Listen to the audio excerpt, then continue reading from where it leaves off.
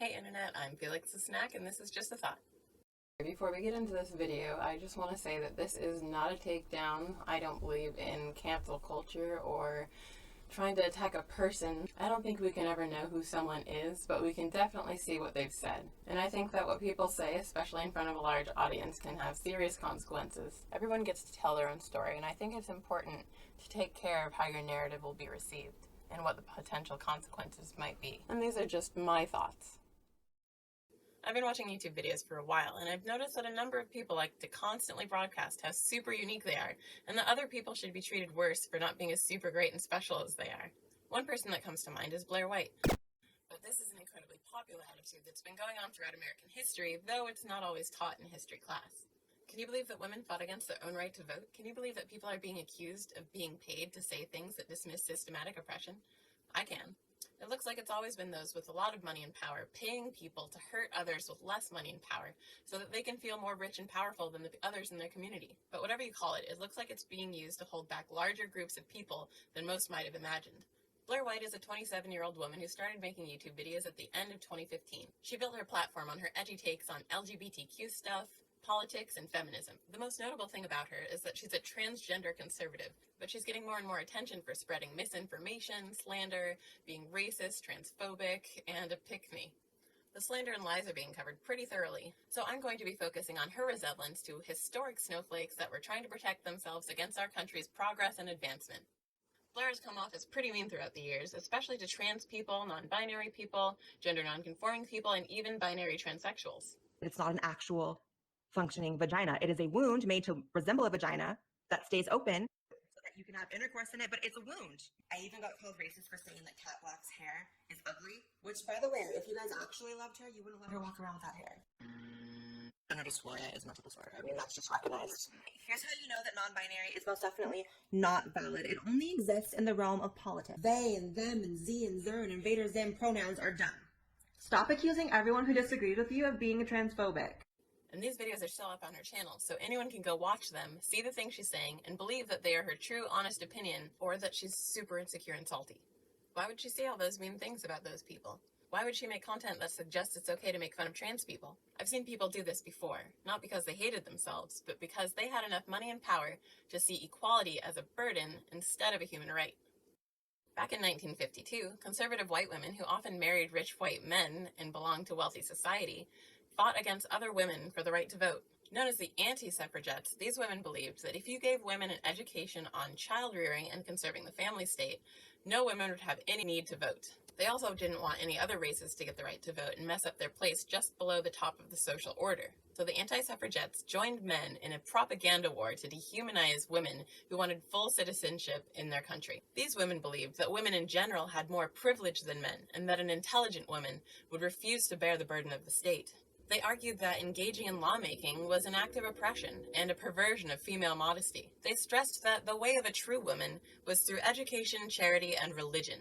Because these women never had to work or deal in common things, they spent their time in leisure, and couldn't bear the idea of learning about labor laws and things that would never affect them or their children. They found the responsibility and obligation insulting. It didn't matter to them that the working class women and children couldn't do charity for fun, because their hours were absurd and the conditions they worked in were monstrous. The anti-suffragettes desperately fought to convince everyone that those women weren't true women and didn't deserve to have a say in the laws of their land. The actions of these privileged unemployed women helped delay women's graduation from that of property to citizen by at least 100 years. Because they chose to fight alongside those in power to create a narrative where upper-class white women who were against voting were wholly feminine beings, entitled to male support and protection, and women who wanted to vote were gross. Once women eventually did get the right to vote in 1920, they were able to vote in all kinds of things, like the FLSA, which established minimum wages, record-keeping, overtime pay, and youth employment standards.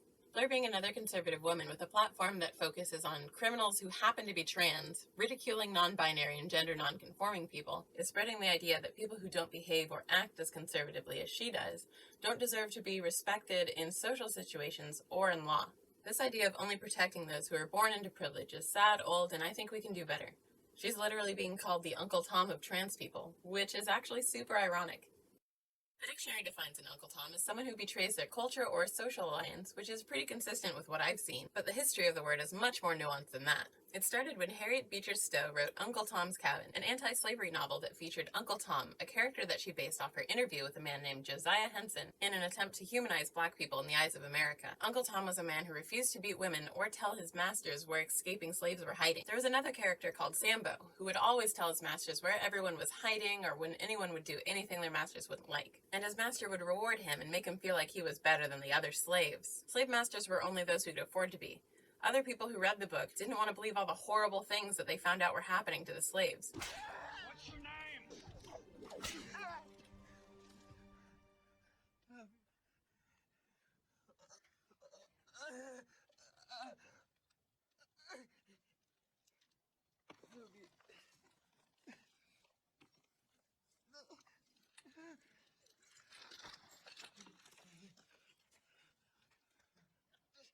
Those who benefited from the dehumanization of black people saw that the book was getting popular and decided to make disparaging plays loosely based on the book. But they took out Josiah Henson's Uncle Tom character and replaced him with Sambo as Uncle Tom, and they made the slaves act mean and stupid to make the audience laugh. The minstrel show, a wholesome and fascinating form of entertainment which has been used in churches and schools and clubs all over the country for many, many years.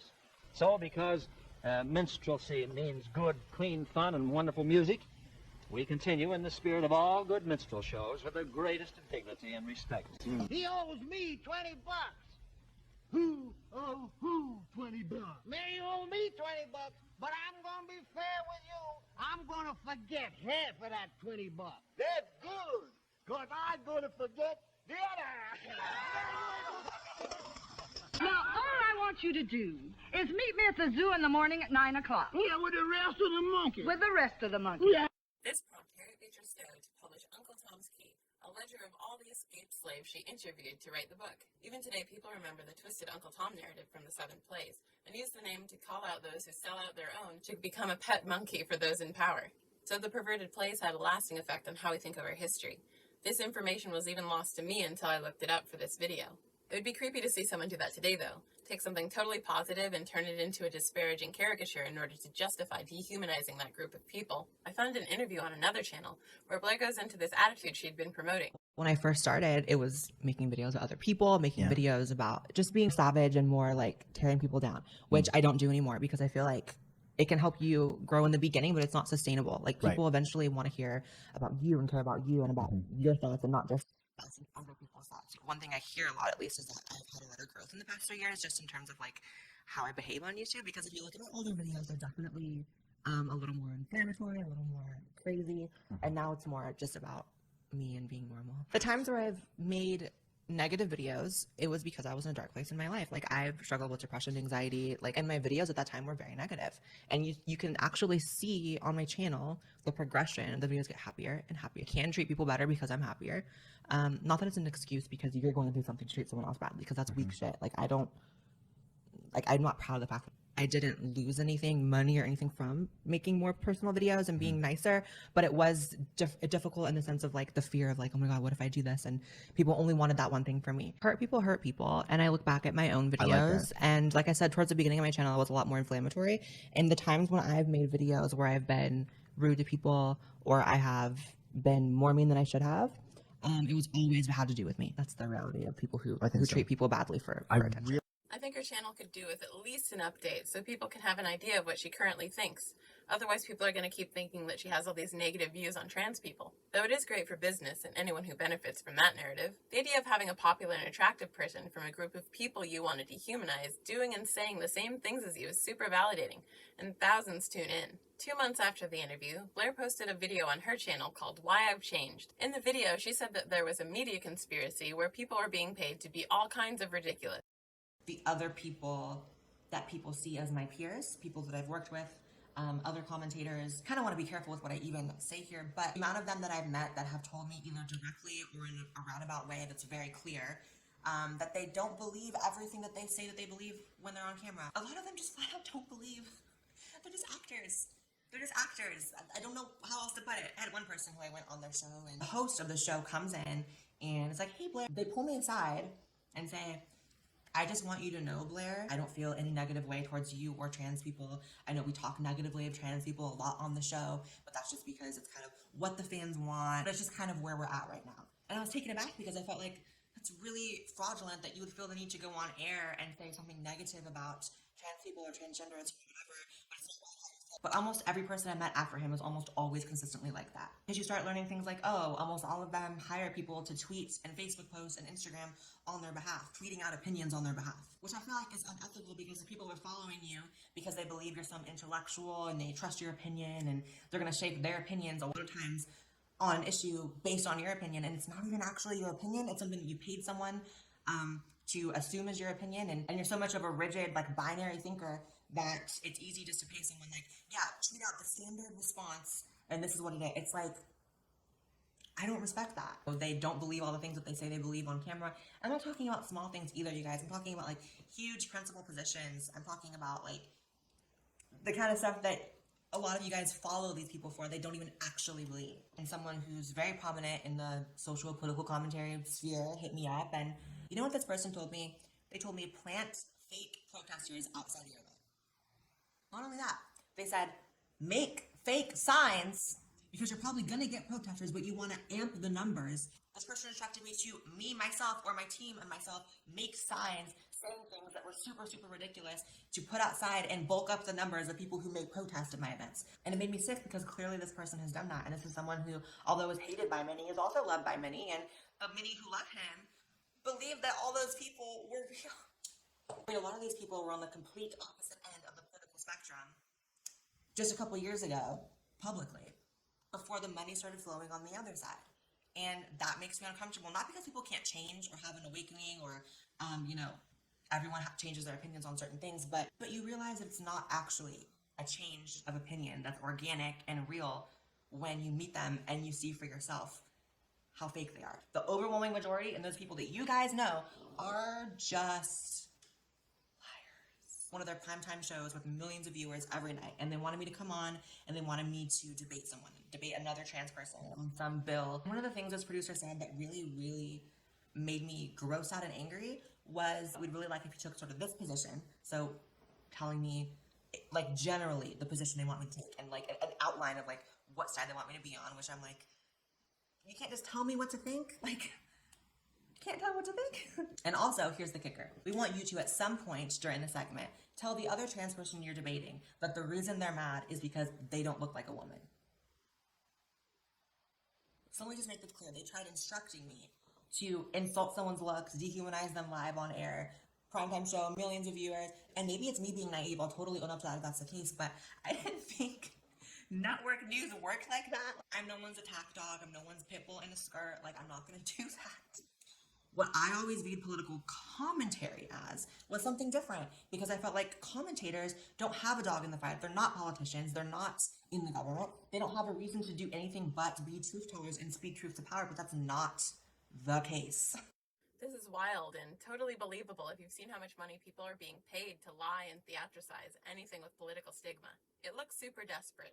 It's like being a paid actor whose role is to play a non-actor. Companies and politicians have been doing this for years, and now they're trying to hire YouTubers as well. Blair said she'd never do it, but how can you tell when you're looking at a person or a paid actor? She had a huge change of heart with Caitlyn Jenner. Not a huge fan of Caitlyn Jenner at all. Why not? I just think she's kind of weird and creepy. It's not even like a huge thing. I'm not like, oh, she did this, so she's. It's more just a weird and creepy thing. In what way? The voice weirds me out. The behavior weirds me out. The waiting until you're 60 weirds me out. But again, everyone's different. Then she like drunk drove and killed someone, right? So that's not good.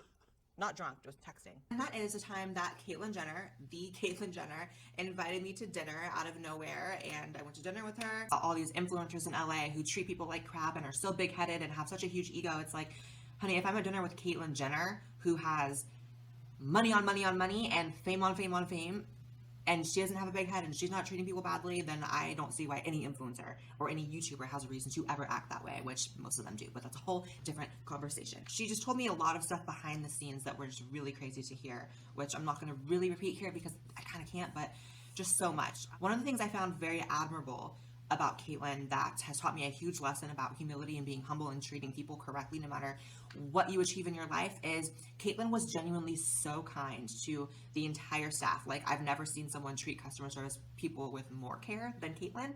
Caitlyn tipped a lot of money. Caitlyn was very nice. And she keeps making videos defending J.K. Rowling and saying she's not actually transphobic, though she misses the mark entirely.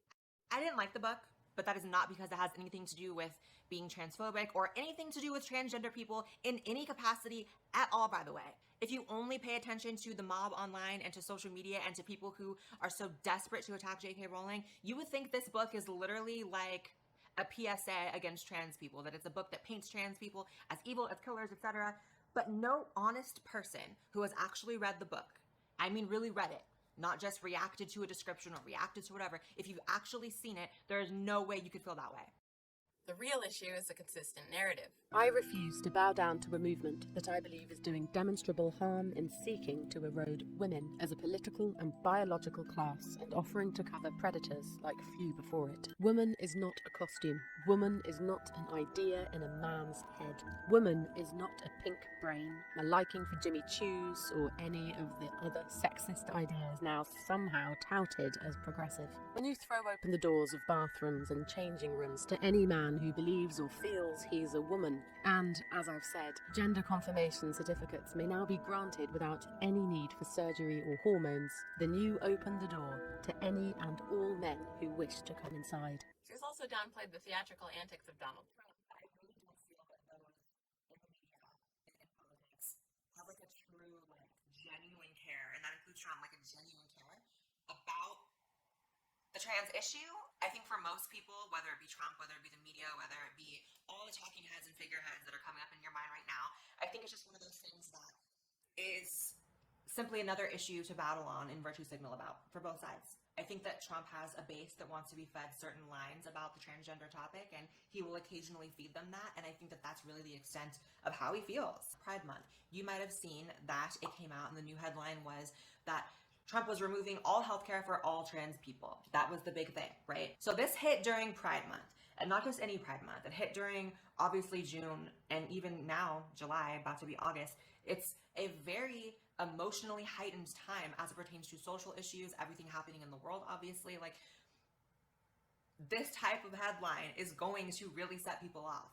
The problem is that, again, this didn't happen. It actually proposed and then struck down before Trump ever took office. Like, this isn't even a defense of Trump. This isn't even a defense of anything. This is just literally the media emotionally manipulating trans people and people who care about trans people into thinking something is happening when it's really not. It doesn't actually matter if he's personally racist, sexist, or transphobic or not. Would you be comfortable with your supporters displaying the Confederate battle flag at political events? You know, it depends on what your definition is, but I am comfortable with freedom of speech. It's very simple. You understand why the flag is a painful symbol for many people because it's a reminder of slavery. Well, people love it, and I know people that like the Confederate flag, and they're not thinking about slavery. Why are African Americans still dying at the hands of law enforcement in this country?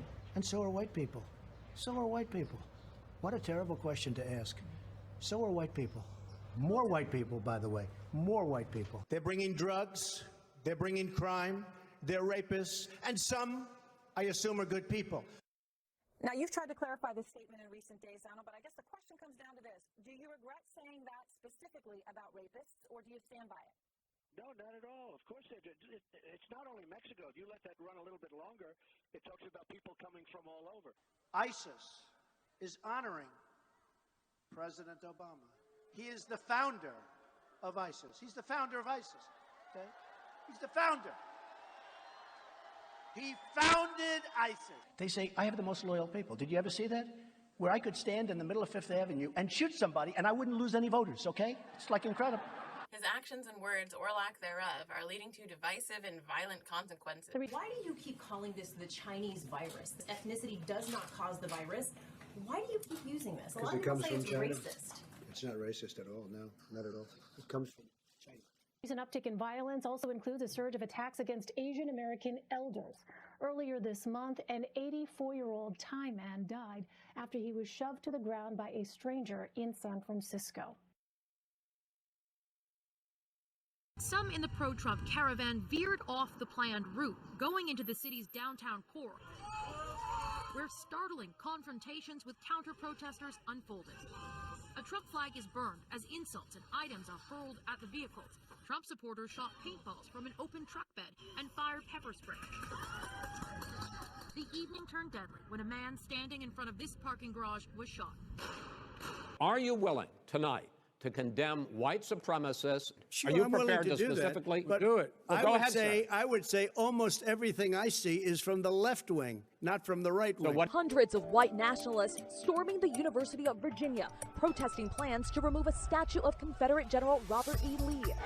The overnight violence spilling into this morning when marchgoers and counter-protesters clashed again, hours before the Unite to Right march was even set to begin. Just after 10:30 a.m., the crowd growing in size. Local and state police in riot gear responding in force, but the violence escalating. Just before noon, Virginia's governor declaring a state of emergency.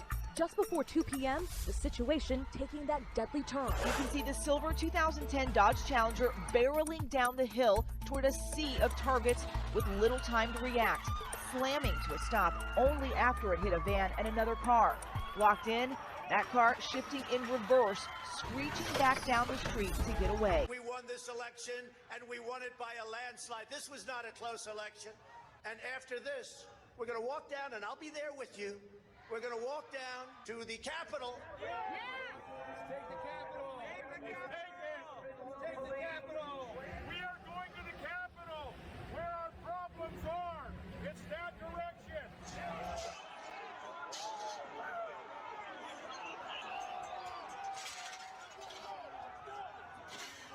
Everybody in. And you can't vote on fraud. And fraud breaks up everything, doesn't it? When you catch somebody in a fraud, you're allowed to go by very different rules. So I hope Mike has the courage to do what he has to do. And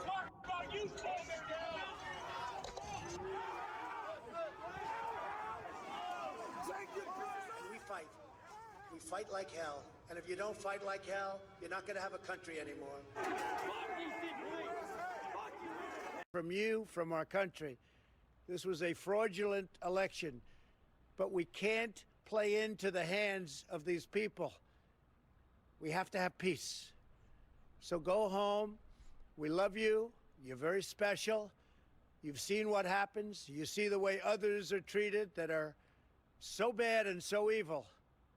I know how you feel, but go home and go home in peace. Well, the president did say go home there. The impact of narrative manipulation, lies, or paying people to exaggerate things can have extremely negative consequences on our country, as we've seen in our history. I know Blair said she would never do it. I just keep seeing people in marginalized groups parroting conservative ideas at the cost of their own community. You hear about slavery for 400 years? For 400 years? That sounds like a choice. Do you feel that I'm feeling, do you feel that I'm being free and I'm thinking free? I actually don't think you're thinking anything. I think what you're doing right now is actually the absence of thought. And the reason why I feel like that is because, Kanye, you're entitled to your opinion. You're entitled to believe whatever you want.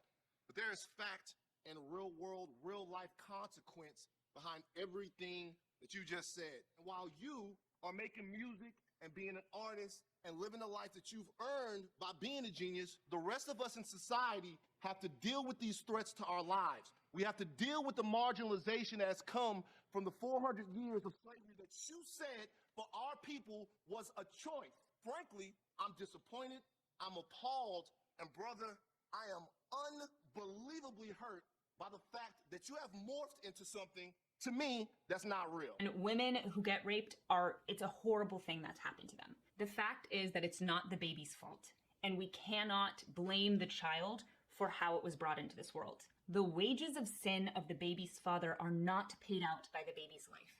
Yes, this is a really hard situation, and mothers who go through this, it's not something I could ever imagine. Some might say it looks like people are totally down to condemn their own groups and collect a paycheck. Sounds like a solid business model in theory for those who don't mind condemning their own communities to gain personal wealth. Not that I believe that a majority of wealth in this country is held by corporations that pay conservative politicians to give them tax breaks and let them pollute as much as they want because they don't believe it causes harm to the planet. That would be crazy. It's just a thought. Thank you to anyone who made it all the way through this video. If you want to see more, check out the description for my Patreon, Instagram, and links. More stuff coming soon. And if you're feeling extra generous, feel free to like this video and leave your thoughts down in the comments section.